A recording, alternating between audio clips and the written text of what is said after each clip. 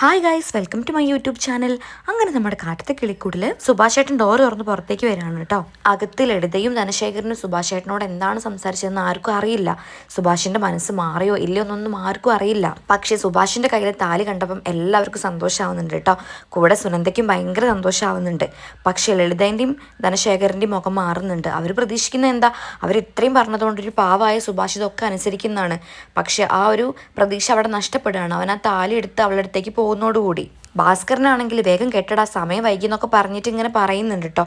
പക്ഷെ സുഭാഷ് അവളുടെ അടുത്തേക്ക് വന്നിട്ട് താലി കെട്ടാനായിട്ട് വെക്കുന്ന സമയത്ത് പെട്ടെന്ന് എന്തോ ഓർത്തിട്ട് താലി താഴത്തേക്ക് വെക്കുകയാണ് കേട്ടോ. അത് കണ്ടതോടു കൂടി സുനന്ദൻ്റെ മുഖം മാറുന്നുണ്ട്. അത്രയും നേരം അവൾ സന്തോഷത്തോടു കൂടി ചിരിച്ചാണ് നിന്നത് ആ താലി അവളുടെ കഴുത്തിലേക്ക് വരുന്ന സമയത്ത്. കാരണം എല്ലാം കലങ്ങി തെളിഞ്ഞു, സുഭാഷ് ഏട്ടൻ്റെ ഭാര്യയായി പോവാണെന്ന്. പക്ഷെ അതൊറ്റ നിമിഷം കൊണ്ട് തന്നെ സുഭാഷ് ഇല്ലാതാക്കി.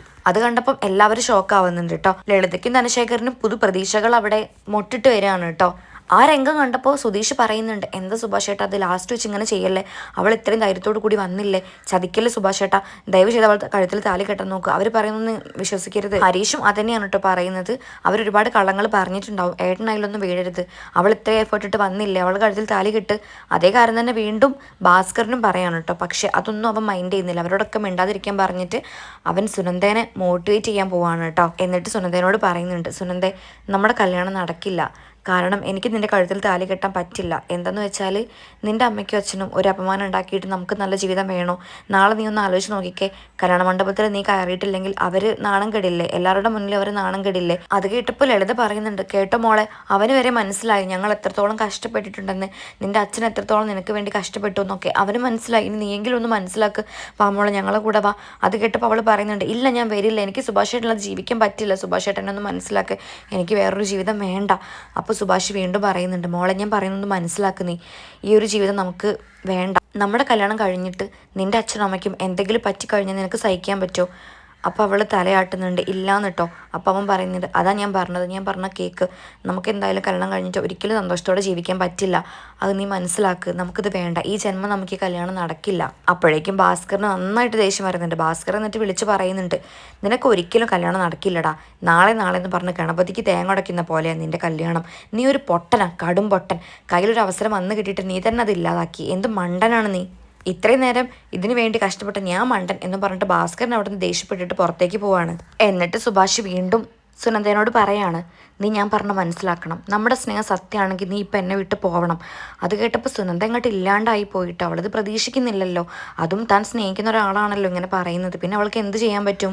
അപ്പോഴേക്ക് ലളിത അവളെ കൈ പിടിച്ച് വലിക്കുന്നുണ്ട്, വാ മോളെ വാ, അവൻ പറഞ്ഞില്ല നിന്നെ വേണ്ടാന്ന്, നീ വാ മോളെ നമുക്ക് പോകാം, വേഗം വാ, അവിടെ ആൾക്കാർ അന്വേഷിക്കുന്നൊക്കെ പറഞ്ഞിട്ട് അവളെ പിടിച്ച് വലിക്കാനുണ്ട്. ഇനി അവളുടെ മനസ്സ് മാറുമോ എന്നൊരു ഭയം അവരുടെ ഉള്ളിലുണ്ട്. പക്ഷേ സുഭാഷിനെ നോക്കി അവൾ നിൽക്കുകയാണ്. എന്നിട്ട് പറയുന്നുണ്ട്, സുഭാഷ് ഏട്ടാ ഈ തീരുമാനം ശരിക്കും എടുത്തത് തന്നെയാണോ, ഇനി നമ്മൾ കാണില്ല, ഇന്നായിരിക്കും നമ്മൾ ലാസ്റ്റായിട്ട് കാണുക എന്നൊക്കെ പറഞ്ഞിട്ട് അവൾ കരയാണ് കേട്ടോ. അപ്പോൾ സുഭാഷ് അവളെ നോക്കിയിട്ട് പിന്നൊന്നും പറയാതെ അകത്തേക്ക് പോവാണ്. അതോടുകൂടി അവരവളെ വലിച്ചു കൊണ്ടുപോയി. ഇതൊക്കെ കണ്ടു നിന്ന് ഹരീഷും നികേഷും നിധിയും എല്ലാവരും ഷോക്കാണ് കേട്ടോ. സുധീഷിന് ഭയങ്കര ഷോക്കാവുന്നുണ്ട്. അപ്പോൾ സുധീഷ് ചോദിക്കുന്നുണ്ട് ഒരു വിശ്വാസം വരാത്ത രീതിക്ക്, എന്താ ഏട്ടാ ഏട്ടനെന്തെങ്ങനെ വിവരമില്ലായ്മ കാണിക്കുന്നത്, ഇത്രയും ഒരു അവസരം വീണ് കിട്ടിയിട്ട് ഏട്ടൻ അവളെ തിരികെ വിളിക്കുക, എന്താണിത്, അവൾ ഇത്രയും റിസ്ക് എടുത്ത് വന്നിട്ട് ഏട്ടൻ ഇങ്ങനെ പൊട്ടനാവല്ലേ. അപ്പോൾ ഹരീഷും പറയുന്നുണ്ട്, ഇത്രയും പൊട്ടനാവല്ലേ ഏട്ടാ, ദയവ് ചെയ്ത് അവളെ തിരിച്ച് വിളിക്കുക, ഇങ്ങനൊരു അവസരം നമുക്കിനി കിട്ടില്ല, എന്ത് തീരുമാനം എടുത്തത്, ഇതൊരു പൊട്ട തീരുമാനമായി പോയില്ലേ. അപ്പോൾ നിധി പറയുന്നുണ്ട്, ദയവ് ചെയ്ത് നിങ്ങളൊന്നും മിണ്ടാതിരിക്കുക, ഏട്ടനങ്ങനെ കുറ്റപ്പെടുത്തല്ലേ. സുഭാഷാണെങ്കിൽ ഒന്നിനൊരു മറുപടി കൊടുക്കാനില്ലാതെ കരഞ്ഞുകൊണ്ട് കണ്ണെന്ന് വെള്ളം അങ്ങനെ വരുന്നുണ്ട്. അങ്ങനെ നിൽക്കുകയാണ് കേട്ടോ. എന്നിട്ട് പുറത്തേക്ക് ഇറങ്ങുകയാണ്. അപ്പോൾ സുനന്ദേനെ അവർ വലിച്ചു കൊണ്ടുപോകുന്നത് കാണിക്കുന്നുണ്ട്. സുനന്ദയാണെങ്കിൽ പോകുന്ന പോക്കിൽ സുഭാഷിനെ തിരിഞ്ഞ് നോക്കിക്കൊണ്ടാണ് പോകുന്നത്. അപ്പോഴും ലളിതയ്ക്ക് നല്ല പേടിയുണ്ട്, അവൾ ഇനിയും തിരിഞ്ഞ് അങ്ങോട്ട് തന്നെ പോവോ അല്ലെങ്കിൽ സുഭാഷ് അവളെ വിളിക്കുമോ എന്നൊക്കെ. അതുകൊണ്ട് അവർ ഭയങ്കര ധൃതി കൂട്ടിയിട്ടാണ് അവളെ കൊണ്ടുപോകുന്നത് കേട്ടോ. അവർ പോയി കഴിഞ്ഞത് വീണ്ടും ബാക്കിയുള്ളവർ സുഭാഷ് ഏട്ടനോട് ഓരോന്ന് ചോദിക്കുകയാണ്. സുധീഷിനാണ് കൂടുതൽ ദേഷ്യം വരുന്നത്.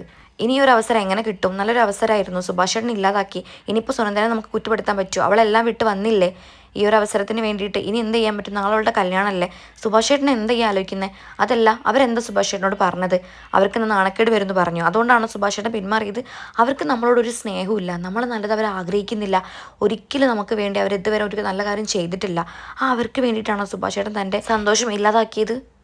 നികേഷും പറയുന്നുണ്ട് ഇനിയിപ്പോൾ എന്ത് ചെയ്യാൻ പറ്റും, ഇനി ഒന്നും ചെയ്യാൻ പറ്റില്ല, ഏട്ടൻ ആ റൂം പോയി കരയുക, വേറെ ഒന്നും നമുക്ക് ചെയ്യാനില്ലല്ലോ എന്നൊക്കെ പറഞ്ഞിട്ട് അവരവരുടെ രോഷം തീർക്കുന്നുണ്ട് കേട്ടോ. സുഭാഷ് അതിനൊന്നും ഒരു മറുപടിയും കൊടുക്കാതെ ഒന്നുകൂടെ ബാക്കോട്ട് നോക്കിയിട്ട് തൻ്റെ റൂമിലേക്ക് പോവാണ് കേട്ടോ. ബാക്കിയുള്ളവർ നിസ്സഹായരായിട്ട് അവിടെ നിൽക്കുകയാണ്. ലളിതയും ധനശേഖരനും ആരും കാണാതെ തന്നെ സുനന്ദനെ വീടിനുള്ളിൽ കയറ്റിയിട്ട് അവളെ പെട്ടെന്ന് റൂമിലേക്ക് കയറ്റി വായിലടയ്ക്കുകയാണ് കേട്ടോ. കാരണം എല്ലാവരും കണ്ടു കഴിഞ്ഞാൽ ഇവരുടെ ഫേസ് കണ്ടാൽ മനസ്സിലാവില്ല എന്തോ ഒരു ഇഷ്യൂ ഉണ്ടെന്നത്, ആരും അറിയാതിരിക്കാൻ വേണ്ടിയിട്ടാണ്. എന്നിട്ട് ധനശേഖരൻ അവളുടെ കാലിൽ വീണിട്ട് പറയാണ്, മോളെ അച്ഛൻ ഒരിക്കലും നാണം കെടുത്തല്ലേ, ദയവ് ചെയ്ത് നിന്റെ കാല് പിടിക്കുകയാണ്, നീ ഒരു വേറെ തീരുമാനം എടുക്കല്ല, ഈ ഒരു കല്യാണത്തിൽ നീ സമ്മതിക്കണം, അല്ലെങ്കിൽ ഞാൻ ഇല്ലാതാവുമെന്നൊക്കെ പറഞ്ഞിട്ട് പൊട്ടിക്കറിയാണ് കേട്ടോ. അത് കേട്ടപ്പോൾ ലളിത ധനശേഖരനെ പിടിച്ച് എണീപ്പിക്കുന്നുണ്ട്. എന്നിട്ട് അവളെ പ്രാകുന്നുണ്ട് കേട്ടോ. എടി മഹാഭാബി, അച്ഛനെ കൊണ്ട് കാല് തൊട്ടിച്ചല്ലോ നീ എന്നൊക്കെ പറഞ്ഞിട്ട്. സുനന്ദയാണെങ്കിൽ പൊട്ടിക്കരയാണ്, അവൾക്ക് ഇതൊന്നും കാണാൻ വയ്യ.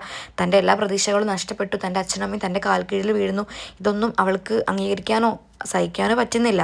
എന്നിട്ട് ലളിത വീണ്ടും അവളോട് ഓരോന്ന് പറയാണ്, മോളെ നിനക്ക് മനസ്സിലാവും നാളെ ഞങ്ങളെടുത്ത തീരുമാനമാണ് ശരിയെന്ന്, നീ ഒന്ന് മനസ്സിലാക്ക്, ഇതാണ് നിന്റെ ജീവിതം, വെറുതെ പ്രായത്തിൻ്റെ പക്വതയില്ലായ്മയിൽ ഒരു തീരുമാനം എടുക്കല്ലേ മോളെ, ഞങ്ങൾക്ക് പറഞ്ഞു തരാനല്ലേ പറ്റുള്ളൂ എന്നൊക്കെ പറഞ്ഞിട്ട് അവർ അവിടുന്ന് പോവാണ് കേട്ടോ. ഇനി നീ തീരുമാനിക്കും, ഞങ്ങൾ ഇവിടുന്ന് പോവാം, ഞങ്ങൾക്ക് ഇനി കരഞ്ഞിരിക്കാൻ വയ്യ എന്നൊക്കെ പറഞ്ഞ് അവർ പോവാണ്. സുനന്ദയാണെങ്കിലോ എല്ലാ പ്രതീക്ഷകളും നഷ്ടപ്പെട്ട് എന്തിനോ വേണ്ടി ജീവിക്കാൻ ഒരുങ്ങി കരയാണ് കേട്ടോ. അത്രയും മനസ്സ് പൊട്ടി തകർന്നിട്ടാണ് അവൾ കരയുന്നത്. പിന്നീട് കാണിക്കുന്നത് രാവിലെ ആയിട്ടുണ്ട്. അപ്പോൾ സുനന്ദൻ്റെ വീട്ടിൽ നിന്ന് ഭയങ്കരമായിട്ട് പാട്ട് ഇവരുടെ വീട്ടിലേക്ക് കേൾക്കുന്നുണ്ട് കേട്ടോ. അതുവരെ കേൾപ്പിക്കാൻ വേണ്ടിയിട്ടാണ്. സുഭാഷേട്ടൻ പഴയതുപോലെ തൻ്റെ ഡ്രസ്സ് അയൺ ചെയ്യാണ്. ബാക്കിയുള്ളവരാണെങ്കിൽ തലങ്കും വിലങ്ങും സുഭാഷേട്ടൻ്റെ ചുറ്റും നിൽക്കുന്നുണ്ട് കേട്ടോ. ഒന്നും മിണ്ടുന്നില്ല. എല്ലാവരുടെ ഫേസിലും സങ്കടം മാത്രമേ ഉള്ളൂ. സുഭാഷ് ഏട്ടൻ്റെ മുഖത്തും സങ്കടം തന്നെയാണ്. പക്ഷെ തൻ്റെ പതിവ് ജോലി തുടരുന്നുണ്ടെന്ന് മാത്രം. അപ്പോഴേക്കും ഭാസ്കരൻ വരുന്നുണ്ട്. ഭാസ്കരൻ വീട്ടിലേക്ക് കയറുമ്പോൾ തന്നെ ഈ പാട്ട് കേട്ടിട്ട് ഭയങ്കര ദേഷ്യം വരുന്നുണ്ട് കേട്ടോ. എന്നിട്ട് അകത്ത് കയറിയിട്ട് ഇവരെ കണ്ടപ്പോൾ പറയുന്നുണ്ട്, ഞാൻ വിചാരിച്ചു അനക്കൊന്നും കേൾക്കാത്തതുകൊണ്ട് നിങ്ങൾ നാട് വിട്ടെന്ന്. പക്ഷേ എന്ത് പാട്ടാണിത്, നമ്മളെ കേൾപ്പിക്കാൻ വേണ്ടിയിട്ടാണ്. ഈ പഞ്ചായത്ത് മൊത്തം ഉണ്ട് അവിടെ. ഇനിയിപ്പോൾ നേരിട്ട് പോകാത്തവർക്ക് വാട്സപ്പിൽ വരെ അയച്ചു കൊടുത്തിട്ടുണ്ട്. എന്നിട്ടാണ് അവരുടെ ഒരു പാട്ട് നമ്മൾ കേൾക്കാൻ വേണ്ടി. അല്ലാതെ എന്താ, ബാക്കി എല്ലാ വീട്ടുകാരെയും വിളിച്ചു, നമ്മളെ മാത്രം അവർ ക്ഷണിച്ചിട്ടില്ല. ഭാസ്കരൻ പിന്നെയും തുടരാണ് കേട്ടോ. ചായക്കട നടത്തുന്ന രാജനില്ലേ, കട അടച്ചിട്ടിട്ടാണ് കല്യാണത്തിന് പോയത്. എന്താ 23 തരം കറികളും 2 കൂട്ടം പായസവും. എന്താ അല്ലേ, ദുബായ്ക്കാരൻ്റെ വീട്ടിലെ കല്യാണമല്ലേ, കെങ്കേമാക്കണ്ട എല്ലാവർക്കും ഉത്സാഹം ഉഷാറ്. ഇന്നലെ രാത്രി ഇവിടെ വന്ന് സുഭാഷിന് വേണമെന്ന് പറഞ്ഞ് വാശി പിടിച്ച് കരഞ്ഞ പെണ്ണ. ഇതൊക്കെ നാട്ടുകാർ അറിഞ്ഞു കഴിഞ്ഞാലേ അവൻ്റെ പത്രാസ് മൊത്തം നിൽക്കും, നാട്ടുകാർ നോക്കി കളിയാക്കി ചിരിക്കും. എടാ സുഭാഷേ, നീ ഇപ്പോൾ ഒന്ന് മനസ്സ് വെച്ചാൽ മതിയടാ, ഇനി ഒരു മണിക്കൂറുണ്ട് കെട്ടിന്, നമുക്കവിടെ പോയി കല്യാണം നടത്താടാ, അല്ലെങ്കിൽ നീ ഒന്ന് അവളെ വിളിച്ചാൽ മതി, അവൾ ഇങ്ങോട്ട് വരും, ആ മുഹൂർത്തത്തിൽ നമുക്ക് കല്യാണം നടത്താം. അത് കേട്ടപ്പം എല്ലാവർക്കും ഒരു പ്രതീക്ഷ വരുന്നുണ്ട് കേട്ടോ. അരീഷിനും നികേഷിനും സുധീഷിനും ഒക്കെ നിധിക്കുമുണ്ട്. കാരണം സുഭാഷിന് ഒന്നുകൂടെ മനസ്സ് വെച്ചാൽ വീണ്ടും മാറി മറിയല്ലോ രംഗങ്ങൾ. പക്ഷെ സുഭാഷ് സാധാരണ മാറി മൈൻഡ് ചെയ്യാതെ ഒന്ന് പോവാച്ചാ അങ്ങനെയൊന്നും പറയല്ലേ എന്ന് പറയാൻ കേട്ടോ. അത് കേട്ടപ്പോൾ ഭാസ്കറിന് ദേഷ്യം വരുന്നുണ്ട്. പക്ഷേ സുധീഷ് ആ പ്രതീക്ഷ വിടാതെ ചോദിക്കുന്നുണ്ട്, സുഭാഷ് ഏട്ടാ ഒന്ന് മനസ്സൊക്കെ, സുഭാഷ് ഏട്ടാ നമുക്ക് കല്യാണം നടത്താൻ വേണ്ടു. അപ്പോൾ അരീഷും അതിൻ്റെ കൂടെ കൂടുന്നുണ്ട് കേട്ടോ. പക്ഷേ സുഭാഷ് പറയുന്നുണ്ട്, നിങ്ങളൊന്നും മിണ്ടാതിരുന്നേ, എന്തറിഞ്ഞിട്ടാ, അതൊന്നും വേണ്ട, ഒന്നും ശരിയാവില്ല.